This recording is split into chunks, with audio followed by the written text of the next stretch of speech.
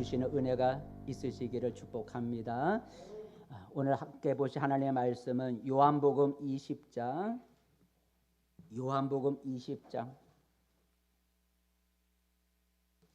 19절에서 23절까지 요한복음 20장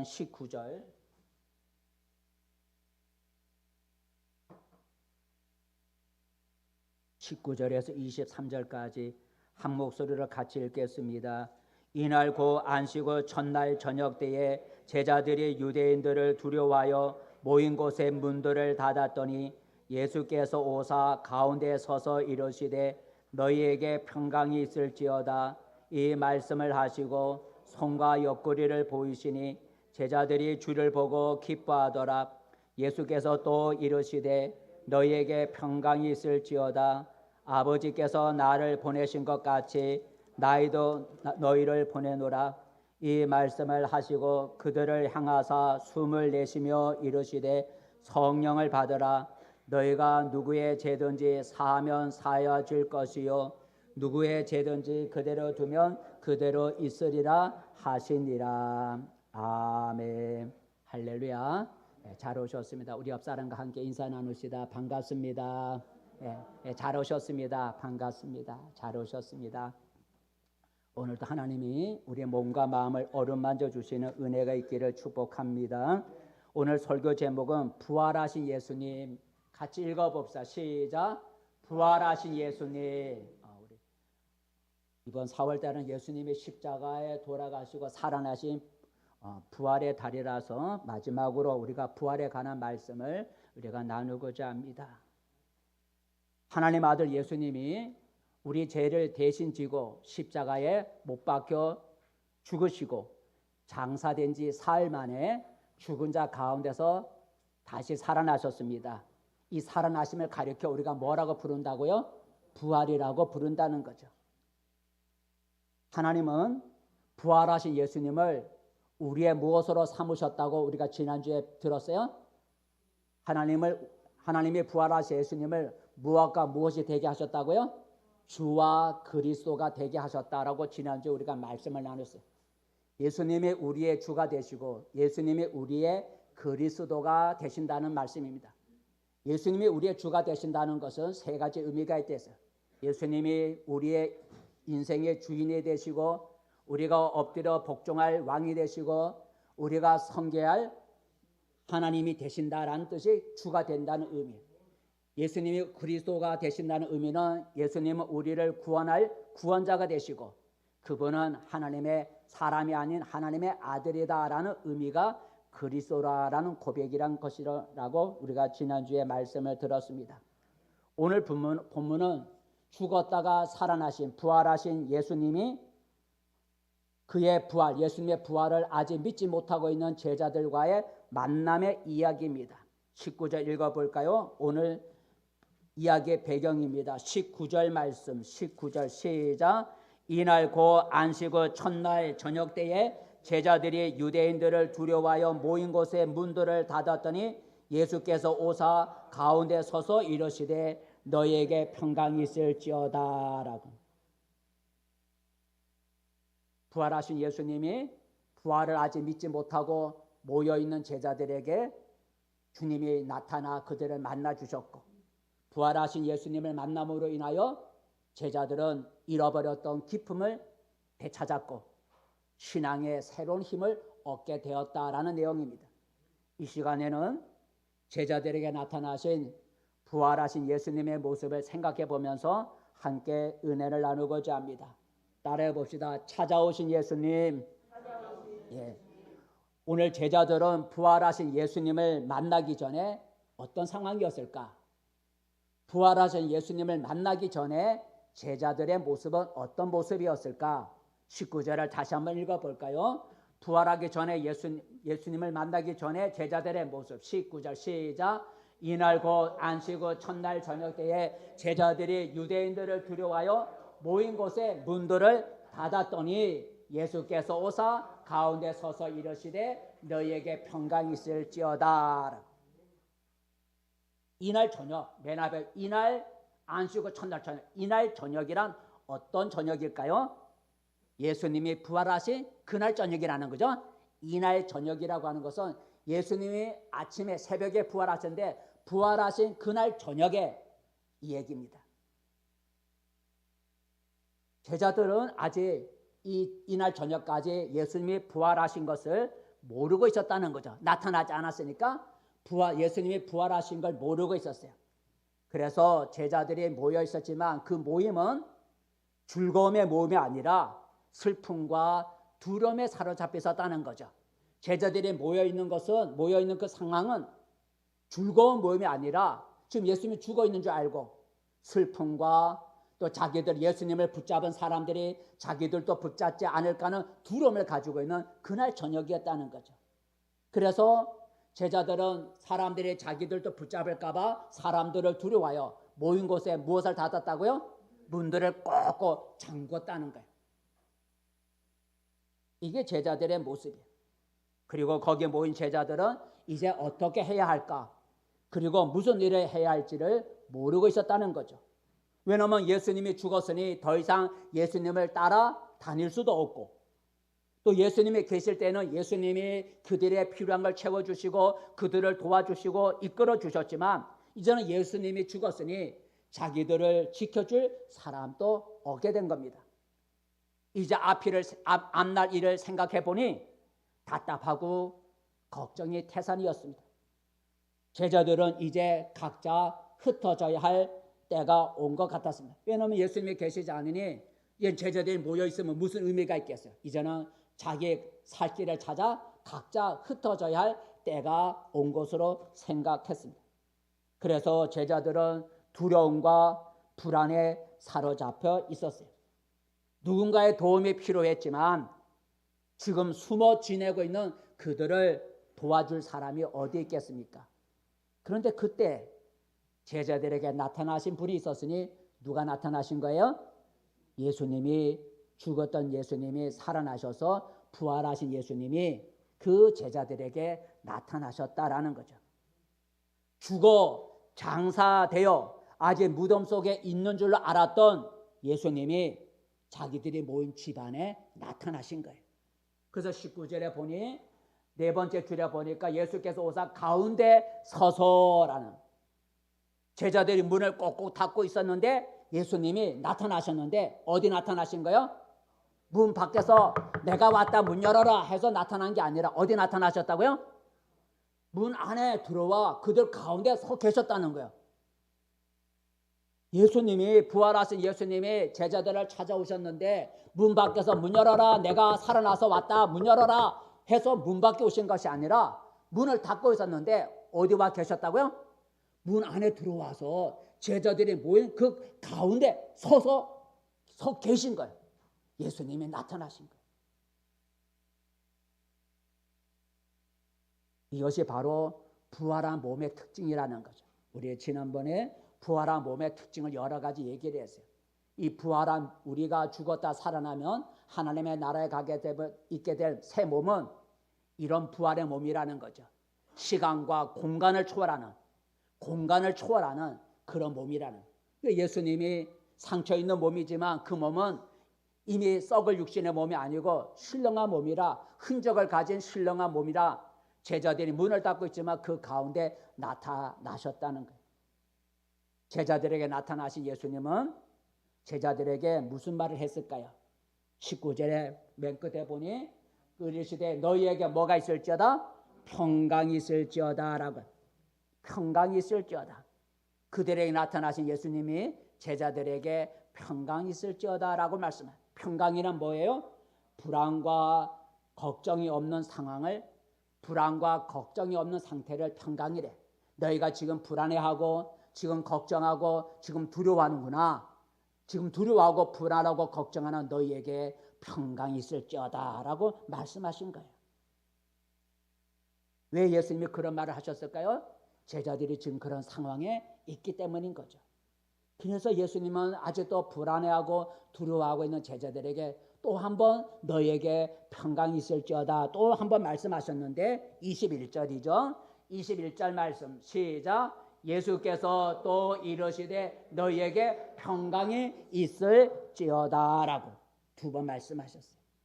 예수님은, 부활하신 예수님은 두려워하고 근심하고 있는 제자들에게 나타나셔서 그들을 위로해 주시고 용기를 주신 것을 볼 수가 있습니다. 그리고 아직까지 자신의 살아난 것을 믿지 못하고 있는 제자들에게 예수님은 자신이 부활하신 것을 제자들에게 보여주었는데 20절을 읽어볼까요? 자신이 살아난 것을 보여주었는데 20절 말씀 시작. 이 말씀을 하시고 손과 옆구리를 보이시니 제자들이 주를 보고 기뻐하더라 그랬어요. 제자들 가운데 나타나신 예수님이 평강 있을지어다 말씀하시고 자기의 무엇을 보여주었다고요? 손과 옆구리를 보여주셨어요. 손에는 무슨 자국이에요? 못 박힌 못 자국을 보여줬고 옆구리를 보여줘. 옆구리는 뭐가 있어요? 군병의 창으로 옆구리를 찔렀잖아요. 창 자국을 보여주신 거예요. 그것은 바로 너희 앞에 나타난 나는 며칠 전에 죽은 바로 그 예수고 죽었던 그 예수가 지금 살아 너희 앞에 나타났다. 너희가 믿고 따르는 그 사람이 바로 나다 하면서 예수님의 흔적을 보여주면서 자신의 죽음을 이기고 살아나 부활하셨다는 것을 제자들에게 보여주셨어요. 죽은 줄 알았던, 그래서 소망을 잃어버리고 앞날에 대해서 걱정하고 두려워하던 제자들이 부활하신 예수님을 만난 후에 어떻게 됐을까요? 어떻게 됐을까요? 20절 말씀 다시 한번 읽어볼까요? 시작. 이 말씀을 하시고 손과 옆구리를 보시니 제자들이 주를 보고 기뻐하더라 그랬어요. 방금 전만까지만 해도 걱정과 불안과 두려움 속에 있던 제자들이 예수님의 부활하신 예수님을 본 후에는 그들이 기뻐했다는 거예요. 제자들의 얼굴엔 더 이상 슬픔의 기색이 사라지고 기쁨의 얼굴로 바뀌었을 것이고 절망에 빠졌던 제자들은 이제 새 희망을 갖게 되었을 것이고 더 이상 사람을 두려워하지 않게 되었을 거라는 거죠. 제자들은 부활하신 예수님을 통해서 새 힘을 얻게 되었다는 거예요. 성도 여러분, 오늘 문을 닫고 있던 제자들에게 나타나신 예수님의 모습은 우리에게 무엇을 보여줍니까? 하나님은 우리에게 찾아오신다는 거죠. 따라 봅시다. 하나님은 우리에게 찾아오신다. 네. 하나님은 우리에게 찾아오신다는 사실을 오늘 예수님은 보여주고 있어요. 여러분, 우리도 살아갈 때 오늘 제자들처럼 힘들 때가 있고 지칠 때가 있고 두렵고 답답할 때가 있어요. 삶의 용기를 잃어버릴 때가 있어요. 이런 나를 도와줄 사람이 없고 위로해 줄 사람이 없고 찾아와 주는 사람이 없을 때 나에게 찾아와 주시는 분이 계시는데 그분이 누구라고요? 하나님이시다라는 거죠. 하나님은 내가 힘들고 지쳐 있을 때 이제 아무 소망이 없다고 낙심할 때 하나님은 친히 그분이 찾아오셔서 우리를 도와주시고 용기를 주시고 힘을 주신다는 것입니다. 오늘 문을 닫고 있는 제자들에게 주님이 부활하신 주님이 찾아오셔서 그들에게 새 소망과 기쁨을 회복시켜 주셨다는 거죠. 성경에는 하나님이 친히 찾아오신 사건들이 많이 있어요. 하나님의 예를 들면 하갈이라는 여자가 있어요. 하갈이 남편으로부터 버림을 받아 집에서 쫓겨나게 됐어요. 자기가 낳은 아들 이스마엘을 데리고 이제 쫓겨나서 길을 가다 광야, 사람이 살지 않는 거친 땅 광야에서 길을 잃고 헤매다가 그들이 가지고 있는 마지막 양식이라고 할 수 있는 물이 떨어지고 말았어요. 사막과 같은 광야에서 물이 없다는 것은 죽는 거예요. 물이 없어 죽게 되었을 때 그런 절망 가운데 있을 때 하나님 앞에 부르짖었더니 누가 찾아왔나? 부르짖었더니 누가 찾아왔냐면 그 어머니와 아들의 부르짖는 소리를 듣고 사람이 찾아온 것이 아니라 누가 찾아왔어요? 하나님이 찾아오셨다는 거예요. 한번 읽어볼까요? 자, 목말라 죽게 된 모자에게 어머니와 아들에게 누가 찾아와 주셨는가? 한번 읽어볼까요? 시작. 가죽 부대에 물이 떨어진지라 그 자식을 감무 덤불 아래에 두고 이르되 아이가 죽는 것을 참아 보지 못하겠다 하고 화살 한바탕 거리 떨어져 마주 앉아 바라보며 소리내어 우니 하나님이 그 어린아이의 소리를 들으셨으므로 하나님의 사자가 하늘에서부터 하갈을 불러 이르시되 하갈아 무슨 일이냐 두려워하지 말라 하나님이 저기 있는 아이의 소리를 들으셨나니 일어나 아이를 일으켜 내 손으로 붙들라 그가 큰 민족을 이루게 하시니라 그랬어요. 목말라 죽게 된 모자가 부르짖을 때 하나님이 찾아오셔서 그 모자가 살아갈 수 있도록 이렇게 세워주셨다라는 겁니다. 성도 여러분, 나의 현실이 안담하고 나의 현실이 칠흑같이 어둡고 두려움과 걱정이 날마다 내게 밀려올지라도 낙심하지 않기를 바랍니다. 왜냐하면 나를 돕기에 찾아오시는 분이 계시다는 거죠. 하나님이. 사람은 나를 애면하고 돕지 않을지라도 하나님은 친히 오셔서 도와주실 것입니다. 오늘 하갈처럼 우리가 기도로 하나님께 나의 힘든 상황을 아뢰면서 도와달라고 간구하면 제자들에게 찾아오신 예수님처럼 하나님은 자기를 찾는 자에게 거절하지 않고 찾아오실 겁니다. 그리고 다시 나를 일으켜 세워주시고 깊은 수렁에서 건져주시고 다시 내 입술에 기쁨과 감사의 찬송이 나오게 하실 줄로 믿습니다. 오늘 찾아오신 예수님은 우리에게 하나님이 찾아오신다는 사실을 말해주고 있습니다. 하나님이 여러분에게도 찾아와 주셔서 여러분을 절망 속에서 이렇게 세워주시고 여러분을 구원해 주시고 건져주시고 이렇게 세우시는 은혜가 있기를 축복합니다. 이제 오늘 제자들에게 나타나신 부활하신 예수님은 제자들에게 두 가지 말씀을 하셨어요. 두 가지 말씀을 하셨는데 두 가지 말씀 어떤 말씀을 하셨을까? 첫 번째가 따라해 봅시다. 전도자가 되라. 전도자가 되라. 네, 전도자가 되라라고 말씀하셨어요. 한번 읽어볼까요? 21절입니다. 21절 말씀 시작. 예수께서 또 이르시되 너희에게 평강이 있을지어다. 아버지께서 나를 보내신 것 같이 나도 너희를 보내노라 그랬어요. 아버지가 나를 보낸 것 같이 나도 너희를 보낸다. 아버지가 나를 예수님을 어디로 보냈어요? 이 세상에 보낸 것 같이 나도 너희를 보낸다는 거. 어디로 보낸다는 거예요? 세상에 보낸다는 거예요. 아버지가 나를 이 세상에 보내신 것 같이 나도 너희를 세상에 보낸다는 거예요. 세상에 보낸다는 말은 무슨 의미일까요?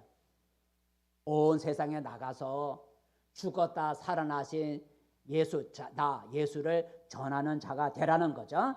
세상에 보낸다는 얘기는 죽었다 살아난 나를 전하는 자가 되라는 것이 바로 세상에 보낸다는 의미입니다. 한번 읽어볼까요? 세상에 보낸다는 것은 예수를 전한다는 거예요. 마가복음 16장 시작. 너희는 온 천하에 다니며 만민에게 복음을 전파하라 그랬어요. 내가 너희를 보내노라. 세상에 보낸다는 것은 온 천하에 다니면서 복음을 전하게 하기 위해서 보낸다는 거예요. 복음이란 뭐예요? 한자 말들에 보면 좋은 소식이에요. 복된 소식, 좋은 소식이 복음이에요. 그 좋은 소식이란 뭐예요? 돈을 많이 번다는 그런 것이 좋은 소식이 아니라 성경에서 말하는 좋은 소식이라고 하는 건 예수를 믿으면 죄사함을 받고 영생을 얻는다는 소식이 성경에서 말하는 좋은 소식이고 복음이에요. 복음을 전하는데 복음이란 좋은 소식인데 어떤 좋은 소식이냐?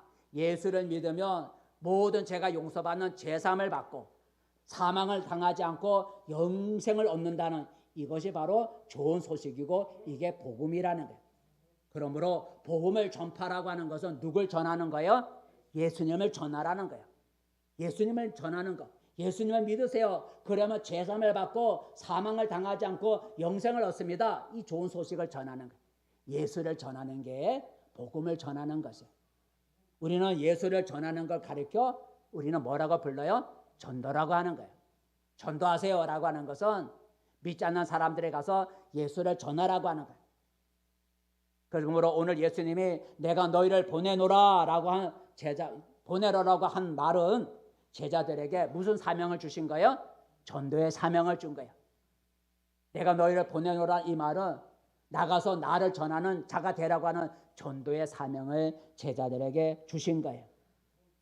그래서 부활하신 예수님이 승천하시기 직전에 제자들에게 또 말씀하셨어요. 뭐라고 말씀하시나? 하늘로 올라가기 전에 예수님 하신 말씀 마태복음이죠. 마태복음 28장 말씀 시작. 그러므로 너희는 가서 모든 민족을 제자로 삼아 아버지와 아들과 성령의 이름으로 세례를 베풀고 내가 너희의 분부한 모든 것을 가르쳐 지키게 하라. 거기까지만 우리 19절만 보면 되겠네요. 자, 19절 돌아와서 보니까 너희는 가서 모든 족속을 제자로 삼아. 아까 우리가 노래 불렀죠. 제자 삼으라.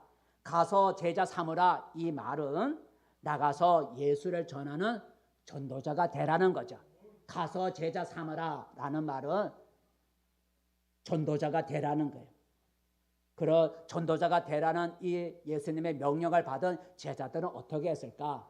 성경에 보니까 순종해서 나가서 복음을 전했어요. 예수를 전했어요. 한번 읽어볼까요?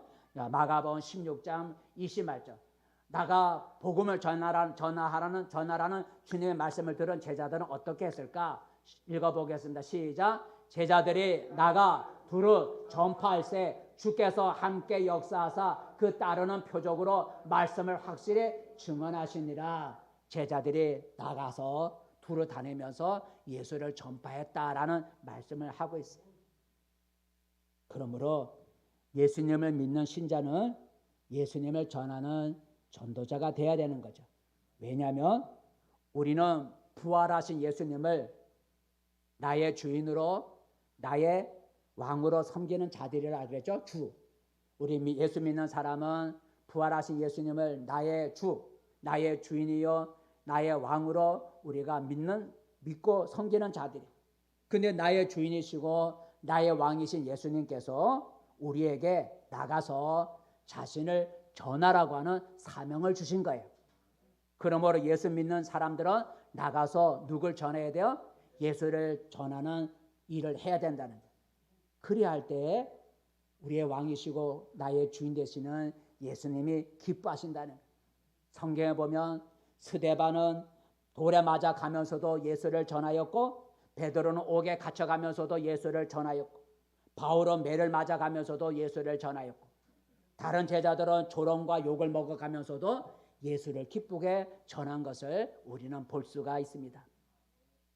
사람은 언제 어떻게 될지 모르기 때문에 전도할 수 있는 기회를 우리는 미루지 말아야 돼. 저 사람은 다음에 전해야지 지금은 내 말을 안 들을 거야. 우리가 함부로 사람을 판단하지 말아야 돼. 왜요? 그 사람이 내일 어떻게 될지 모르기 때문에 내일 만날 수 있을런지 내일 못 만날런지 알 수가 없는 거예요. 하나 예를 들면 어떤 목사님이 부흥회를 인도하기 위해서 저 전라남도 여수로 가는 기차, 여수행 기차를 타게 됐어요. 자, 기차를 타고 여수에 부흥회를 가기 위해서 여수 쪽으로 가는 기차를 탄 목사님이 이제 잠을 자려고 했지만 잠이 오지 않았어요. 근데 마침 옆에 앉아있는 노인에게 전도하라고 하는 성령의 감동이 자꾸 마음에 이렇게 밀려오는 거예요. 그래서 잠을 자고 싶지만 잠이 오지 않고 옆에 앉아있는 노인에게 전도하라는 그 성령의 그 감동이 있어서 옆에 있는 노인과 서로 말을 이렇게 말문을 연 후에 예수님을 믿으라고 같이 앉아있으니까 전도를 하기 시작했어요. 그러면서 예수를 믿지 않으면 어디에 간다고요? 지옥에 갑니다 라니 사람이 지옥 말은 믿지 않아도 지옥 가는 말은 듣고 싶지 않잖아요. 지옥 갑니다 라고 했더니 그 노인이 화를 내면서 이렇게 말을 했습니다. 이제번에 예수쟁이구만. 내가 뭐가 답답해서 예수 믿어. 내가 뭐가 답답해서 예수 믿어. 이렇게 말을 하더니 그래도 이 목사님이 계속해서 전도를 하니까 그 노인이 순찰 중이던 안내원을 불렀어요. 이봐요. 내가 돈 내고 편히 가려고 기차를 탔는데 이 예수쟁이가 나보고 자꾸만 지옥 간다고 공갈을 치니 더 못 참겠어. 자비를 물어주든지 이 예수쟁이의 입을 막아주든지 하시오. 그렇게 할아버지가 말을 했어요. 그러니 목사님이 창피를 당한 거 아니겠어요? 그래서 창피를 당한 목사님이 얼굴을 숙이고 이제 침묵을 하고 있었어요. 그리고 이제 잠을 자려고 이제 그렇게 정말로 그런 말을 들었으니 전도할 수가 없잖아요. 그래서 잠을 자려고 했는데 근데 그 노인이 좀 이따 가더니 소주를 사갖고 귀찮아 소주를 파는지 모르지만 소주를 사갖고 오더니 목사님에게 이렇게 말하더랍니다. 아직 목사인지 모르겠죠. 예수쟁이를 알고 있는 거죠. 아까는 미안했어. 소주나 한 잔씩 하면서 이야기나 나눕시다. 그러자 목사님이 말했어. 목사라 얘기 안 했으니까 저는 술을 마시지 않습니다. 할아버님 그렇게 술만 좋아하시면 지옥 갑니다. 또 그렇게 말해요. 하지만 그 노인은 믿기를 거부했어요. 그리고 얼마쯤 시간이 지났는데 안내원이 다급하게 달려오면서 목사님께 물었답니다. 아까 그 노인을 아세요? 아니요, 모르는 분인데 그냥 전도를 했지요. 그러자 그 안내원이 이렇게 말했답니다. 그 노인이 아까 술 마셨잖아요. 그 노인이 술에 취해서 화장실로 갔다가 승강구에서 시원한 공기를 마신다고 서 있다가 비틀거리다 떨어져 죽었습니다. 이처럼 내가 만나는 사람은 언제 어떻게 될지 모르기 때문에 우리는 전도할 수 있는 기회를 다음으로 미루지 말아야 한다라는 것입니다. 오늘 나는 어떠합니까? 전도하려고 애를 쓰고 있습니까? 우리는 우리의 주인이시오 우리의 왕이신 예수님을 전하지 못하는 벙어리 신자가 되지 마시기를 바랍니다. 전도는 부활하신 예수님을 가장 사랑하는 분명한 증거다라는 거죠. 왜냐하면 부활하신 예수님은 그를 믿는 제자들에게 전도의 사명을 주셨기 때문이죠. 오늘 내가 너희를 보내노라 그랬어요. 전도의 사명을 주셨어요. 그래서 전도하는 것은 내가 예수님을 사랑하는 가장 분명한 증거다라는 거예요. 여러분이 예수님을 정말로 믿는다고 사랑한다면 그 증거가 전도하는 것으로 나타날 수밖에 없다라는 거죠. 두 번째, 부활하신 예수님이 제자들에게 어떤 명령, 어떤 말씀하셨을까? 두 번째가 따라해 봅시다. 성령을 받으라. 성령을 받으라라고 말씀하셨어요. 22절 말씀 읽어볼까요? 22절 말씀 시작. 이 말씀을 하시고 그들을 향하사 숨을 내쉬며 이르시되 성령을 받으라라고 하셨어요. 뭘 받으라고 하셨다고요? 성령을 받으라고 하셨어요. 오늘 죽었다 살아나신 부활하신 예수님은 제자들이 무엇을 받기 원하시는 거예요? 성령을 받기 원하시는 거예요. 그래서 예수님은 하늘로 올려오시기 직전, 승천하기 직전에 제자들에게 이런 말씀하셨어요. 뭐라고 말씀하셨을까? 사도행전 1장을 볼까요? 시작. 너희는 예루살렘을 떠나지 말고 내게 들은 바 아버지의 약속하신 것을 기다리라. 요한은 물로 세례를 베푸으나 너희는 몇 날이 못되어 성령으로 세례를 받으리라 하셨어요. 하나님 아버지가 약속하신 게 뭘까요? 밑에 보니까 성령을 받으라, 그죠? 너희가 몇 날이 못되어 아버지가 약속한 거 곧 성령을 받으리라 그랬어요. 부활하신 예수님은 자기를 믿는 제자들이 성령 받기를 원하시는 거예요. 그 성령은 아버지가 보내주시기로 약속하셨다는 거예요. 아버지가 약속하신 것은 성령이라고 했어요. 그리고 부활하신 예수님은 제자들에게 내가 아버지께로 가면 아버지가 약속하신 성령을 너에게 보내주겠다라고 약속하셨어요.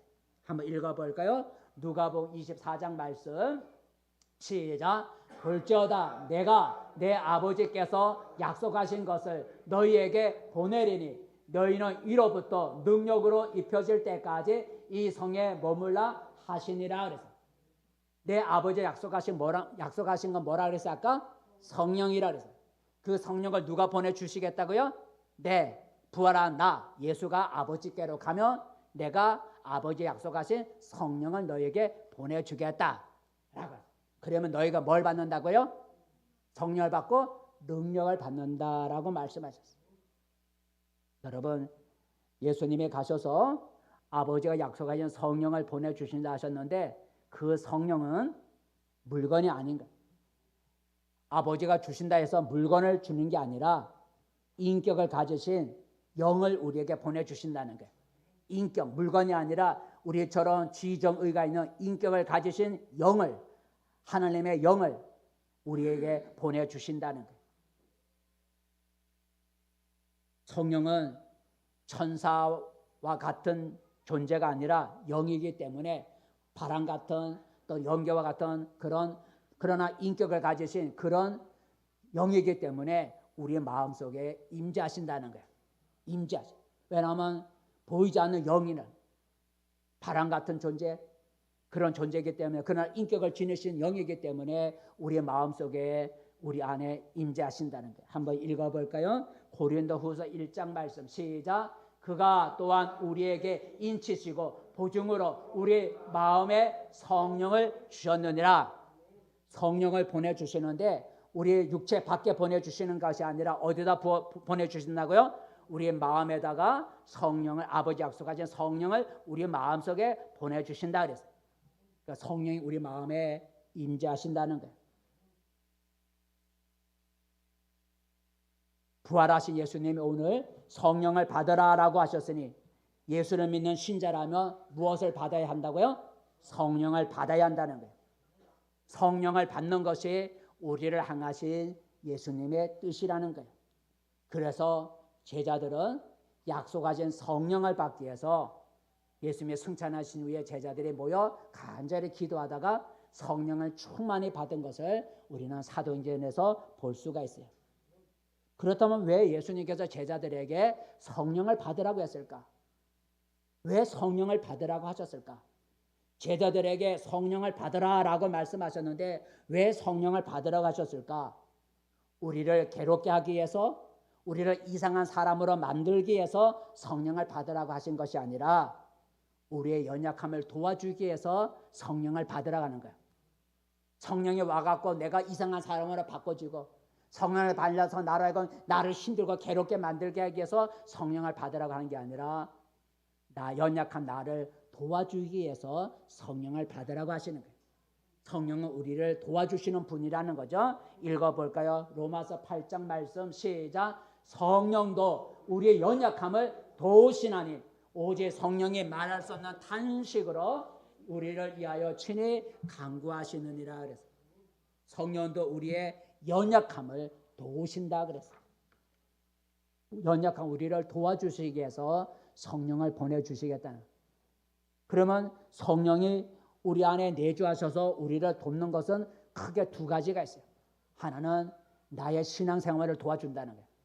성령이 내게 오셔서 나를 도와주시는데 뭘 도와주냐면 첫 번째 나의 신앙생활을 도와줘요. 또 하나는 나의 전도하는 걸 도와주시는 거예요.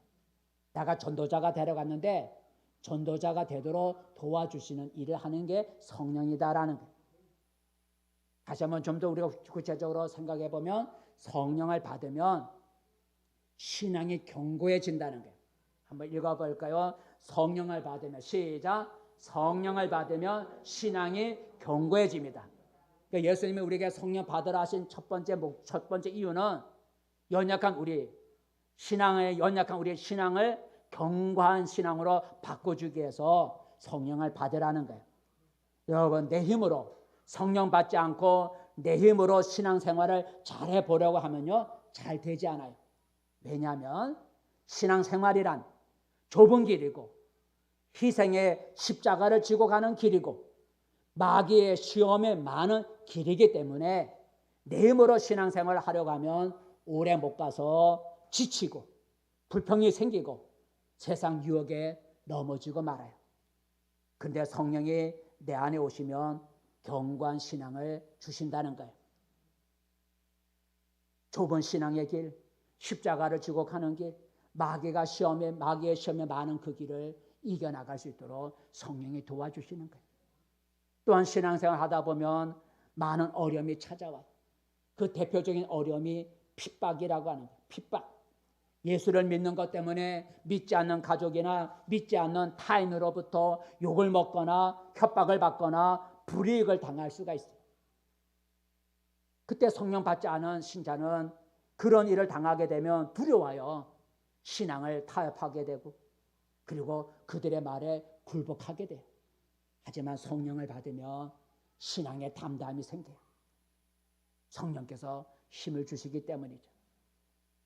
두 번째, 성령이 우리에게 받으란 이유, 성령을 왜 받으라 하셨을까? 두 번째 이유가 우리의 전도를 도와주기 위해서 성령 받으라는 거예요. 두 번째 한번 읽어볼까요? 시작. 성령을 받으면 담대한 전도자가 됩니다. 우리를 하여금 담대한 전도자가 되게 하기 위해서 성령을 받으라는 거예요. 예수님은 우리가 그분을 전하는 전도자가 되기를 원한다고 하셨어요. 하지만 사람들 앞에서 전도한다는 건 쉬운 일이 아니죠. 말도 제대로 나오지 않을 뿐더러 사람에 대한 두려움도 생겨서 전도를 쉽게 못해요. 그런데 이러한 연약한 우리를 도와 전도하게 하시는 분이 바로 성령님이다라는 거죠. 성령님이 내게 오시면 전도할 수 있는 능력을 주세요. 성령이 내게 오시면 전도할 수 있는 담대함을 주세요.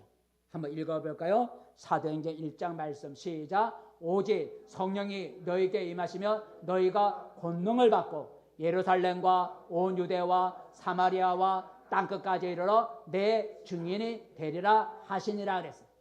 내 증인이 된다는 얘기는 전도자가 된다는 거예요. 성령이 오시면 너희가 뭘 받는다 그랬어요? 권능을 받는다. 아까 성령이 내가 약속하신 것을 보내리니 너희가 능력을 받는다는데 여기서는 권능을 받는다. 권능을 받는다는 뭔 얘기는 전도할 수 있는 능력을 주신다는 거예요. 성령을 받으면 전도할 수 있는 능력을 준다는 거예요. 곧 성령이 오시면 전도할 수 있는 용기도 주시고 전도할 수 있는 언변도 주시고 전도할 수 있는 지혜도 주신다는 그런 능력을 주셔서 전도를 도와주신다는 거예요. 그래서 우리가 전도를 잘 하려면 먼저 성령의 충만함을 받아야 된다는 거죠. 성령을 충만히 받으면 우리가 전도할 용기를 갖고 언변을 주시고 지혜를 주셔서 전도를 잘할 수가 있다라는 거예요. 그러면 성령을 받기 위해서 우리가 어떻게 돼요? 성령을 받아야 신앙생활이 견고해질 수 있고 전도도 더 잘할 수가 있는데 성령을 해야 어떻게 성령을 받을 수 있는가? 여러 가지가 있지만 무엇보다도 성령 받기를 위해서 간절히 기도해야 된다.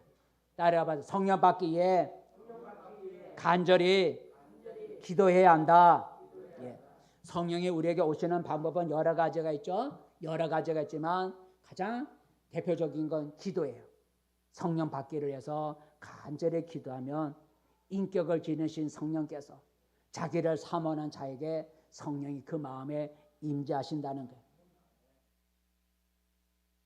읽어볼까요? 누가복음 11장 말씀.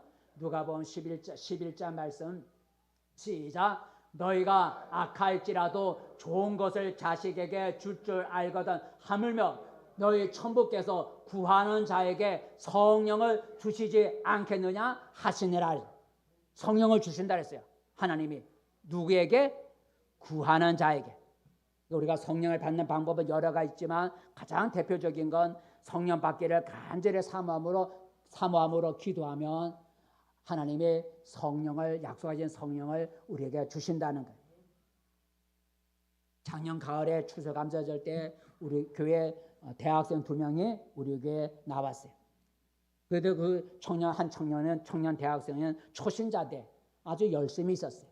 그래서 성경도 매일 읽고 하루에 30분씩 기도한다 그래요. 초신자가 하루에 30분씩 기도한다 저녁. 그리고 이제 대학교에 복학하러 이제 올라갔어요.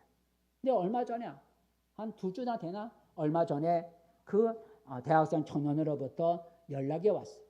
목사님, 저 방언 받았어요. 그래. 방언 받았대. 초신자인데 신앙생활한 지 얼마 되지도 않고 부모님이 믿지도 않는데 방언을 받았대. 근데 걔가 그 청년 여기 있을 때부터 금요 기도에도 나오기도 하고 수예배도 때로 나오기도 하고 성경을 집에서 읽기도 하고 기도도 매일 한다. 그래서 그저 가서 떨어졌으니 그 가까운 교회에 나가라 그랬어요. 그러니까 천안 성결교회는 나간다 그러는데 근데 어떻게 성령 방언 받았다고 연락이 와서 어떻게 방언 받았나 물어봤어요. 그랬더니 그 주일 예배 시간에 설교가 끝나면 통성기도가 있잖아요. 그죠? 저는 설교가 길어서 통성기도를 하는 시간을 빼고 있는데 대부분 교회는 설교를 마치면 합심기도가 있어요. 통성기도. 근데 주일 예배 끝나고 그 통성기도, 합심기도하는 시간이 있었는데 그 시간에 이 청년이 성령 받기를 사모하고 방언 받기를 사모하며 기도했는데 그 시간에 방언을 받고 싶어서 통성기도 시간에 저희가 방언을 주세요. 간절히 기도하고 있는데 혓바닥에 꼬부라지더라는 거야. 그 얘기하는 거야. 그래서 성령을 받고 싶대 방언도 저에게 주세요. 이러니까 뭔가 방언 아는데 방언을 제가 막 기도하는데 설교 끝나고 합심기도 시간에 근데 혓바닥에 다 꼬부라지더라는 거야. 그래서 랄랄 하고 나오더라.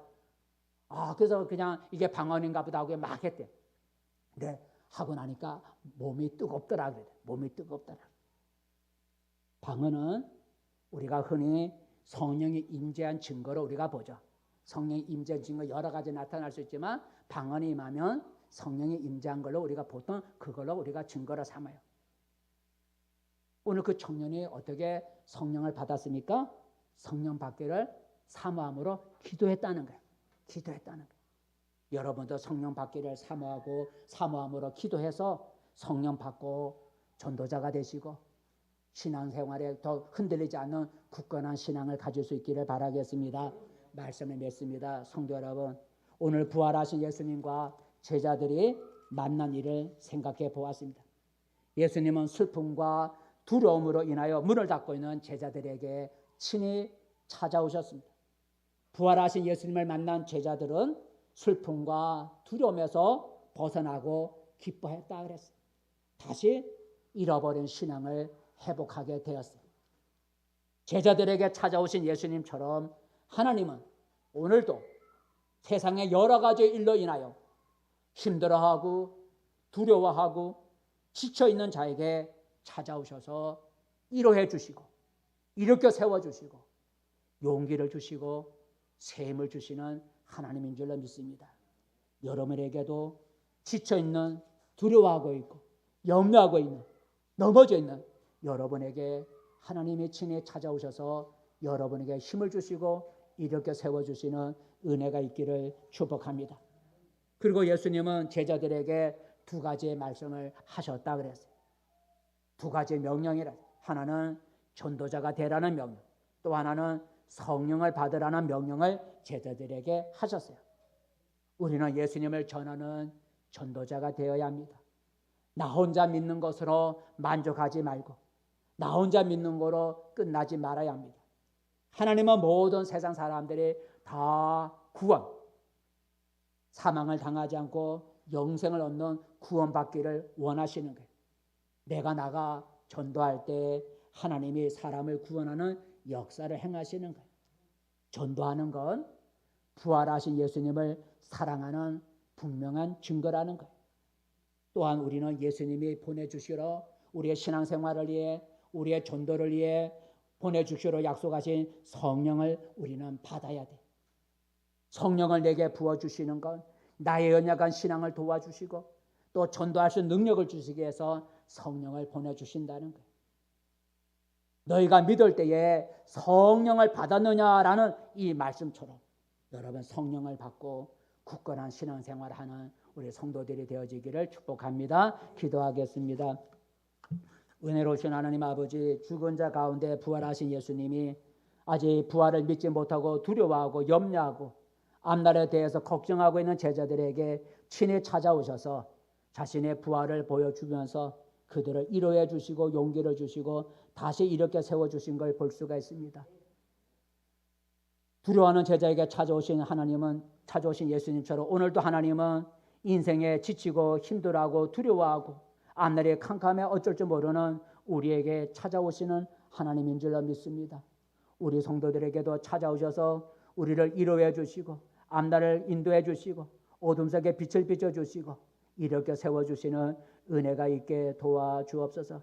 부활하신 예수님의 제자들에게 이제 하나님이여 땅끝까지 나가 복음을 전파하는 전도자가 되고 또한 성령을 받으라 말씀하셨사오니 주여 이제 내가 섬기는 주인이요 나가 섬기는 왕이신 주님께서 우리에게 복음을 전하는 전도자가 되라고 하셨으니 그 말씀에 순종하여 나가 전하는 전도자가 되게 도와주시고 그 일을 할 수 있도록 우리에게 성령의 충만함을 허락해 주시고 신앙이 흔들리기 쉬운 이런 때에 우리의 신앙을 도와주기 원하시는 성령을 우리가 충만히 받아 굳건한 신앙생활할 수 있는 우리 모두가 되게 도와주시옵소서. 예수님의 이름으로 기도드립니다. 아멘.